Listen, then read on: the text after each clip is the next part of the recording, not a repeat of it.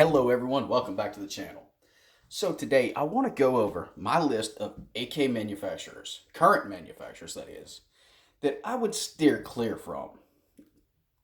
Don't buy these guys' products. They're not quite up to par. And I'm gonna have one outlier in this video, but this is basically just gonna go over the most common ones that you'll see. So let's get started. Let's start this list off with a dumpster fire of a company that no longer exists for good reason, but you'll still find their parts kits and even some of their rifles for sale now and then. That's Ordinance, of course. This company is an American company, but it was so bad, it was actually listed on Kalashnikov Media's top 5 worst AKs in the world. Okay? These were up there with the Pakistani garage-built AKs, the Iraqis after the Yugoslavians left, and the Chinese after the U.S. import ban when China could no longer import their weapons, when their quality just dropped to complete garbage. This company was literally one of the worst companies I've ever seen. In fact, I owned one of their guns, and this was back when I was young and, well, I'm still dumb, but young and dumb. This company almost turned me off from the AK platform completely by how garbage this gun was. It required one of the buffer things, recoil buffers, whatever you call them, to just be able to operate. I can't say enough about how garbage this company was. Okay, so next up, we have James River Armory. This is another company I would avoid. They've got shoddy quality, and on top of that, their customer service is pretty bad. They, of course, build from a bunch of different parts kits and all. I don't really know much about this company. I know what I'm hearing about them. So, again, no first-hand experience with them, just what I'm hearing. But I would avoid them. So, we're going to move on from them. Actually, before I move on, I want to say one more thing. James River Armory. Do not confuse that with Two Rivers Armory. Two Rivers Armory is a good company.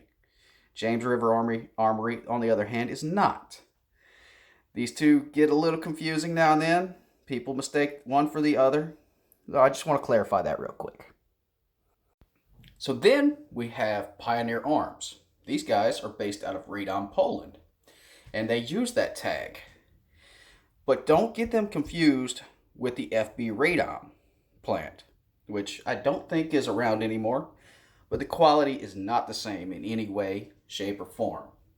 I learned firsthand by buying a bunch of their magazines that turned out to be literally the worst magazines for any guns I've ever bought. Plastic, break with just a little bit of pressure. Don't even hold the full 30 rounds they're supposed to.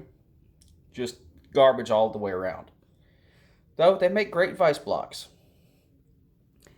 But this company is known for its poor quality and using cast trunnions.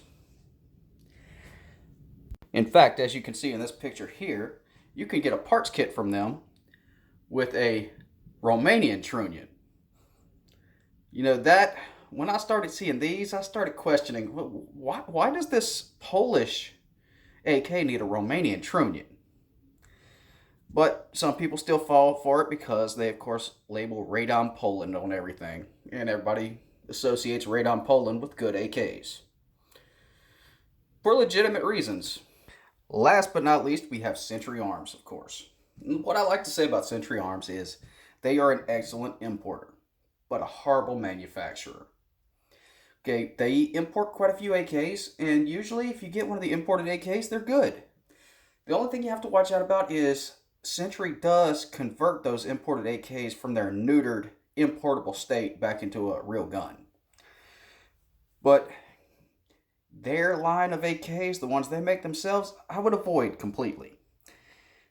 Okay, now the current gun they have, the Vishka, which is phone going off, but It is a tool steel type trunnion on it, which is an improvement from their hand grenades they used to produce that were cast. A cast trunnion on an AK is just a no-go all the way around. It's unacceptable, unreasonable, and just no.